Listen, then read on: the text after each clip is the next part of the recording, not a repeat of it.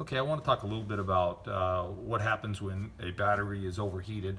If one of the NK blocks gets overheated, normally it's because of a bad charger. And then what happens is you lose a TCO. So TCO stands for temperature cutout. And what happens is, as soon as you hook a charger up to the battery, the outputs are disconnected. Because these are switchable blocks, we have to disconnect the outputs and then put the battery in charge mode by connecting the internal blocks, the top and bottom, up to the charger. So I've already disconnected this block, and I just want to show you some basics here. If I pull this end cap, I took the bolts off already. I took the screws, there's 6 on the top here, on this side here, take that, and I'm going to lay this off to the side. I'm going to show you how to check for TCOs. Now the symptom of the TCO problem would be you hook up a charger and the block, on the older blocks, the screen, the LCD screen should go blank when the charger's hooked up. By pushing the button, you'll see nothing there. On the newer blocks, when you hook a charger up and you push the button, it'll go into the charge screen, which is the charge timer.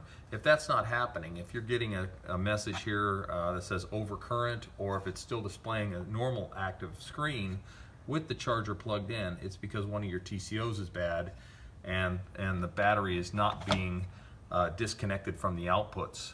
And that's usually the indication that you want to check for. And on the charger, what it'll look like is one of the channels is going into charge and the other channel is not recognizing. So here I have a meter, and I just set it on 20 kiloohm measurement.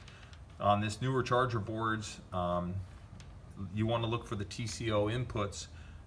You have 2 red connectors, one coming from each block. They're right here, they're 6-pin connectors.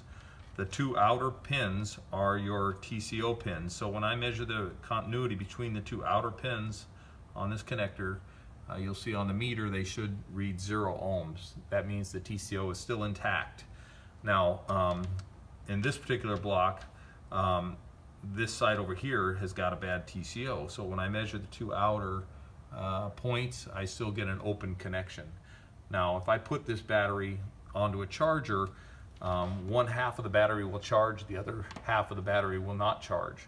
So right away I know that I have a bad TCO. So I've opened it up, I disconnect the batteries from the power board, okay, with these 2 connectors, and now I will actually show you how to go about replacing a TCO.